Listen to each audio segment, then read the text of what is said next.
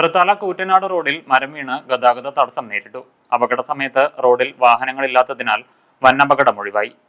തൃത്താല കൂറ്റനാട് റോഡിൽ കോടനാട് യത്തീംഖാനയ്ക്ക് സമീപത്തായിരുന്നു അപകടം. വെള്ളിയാഴ്ച രാവിലെ 11:30 റോഡരികിലെ അടിവശം ദ്രവിച്ച തണൽമരം റോഡിനു കുറുകെ പൊട്ടിവീഴുകയായിരുന്നു. ഇതോടെ പാതയിലൂടെയുള്ള ഗതാഗതം പൂർണ്ണമായും സ്തംഭിച്ചു. നിരവധി വാഹനങ്ങൾ പോകുന്ന സമയത്തായിരുന്നു അപകടമെങ്കിലും മരം വീഴുന്ന സമയത്ത് റോഡിൽ വാഹനങ്ങളോ താഴെ കാൽനടയാത്രികരോ ഇല്ലാതിരുന്നതിനാൽ വൻ ദുരന്തം ഒഴിവായി.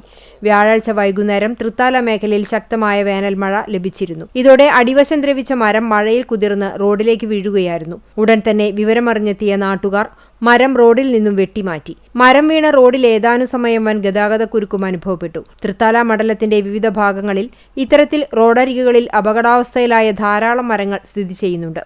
പല സ്ഥലങ്ങളിലും യാത്രക്കാരുടെ ജീവന് തന്നെ ഭീഷണിയാകുന്ന തരത്തിലാണ് മരങ്ങൾ നിലകൊള്ളുന്നത്. കാലവർഷം കനക്കാനിരിക്കെ ഇത്തരം മരങ്ങൾ കണ്ടെത്തി വെട്ടിമാറ്റാൻ അധികൃതർ തയ്യാറാകണമെന്നാണ് നാട്ടുകാരുടെ ആവശ്യം.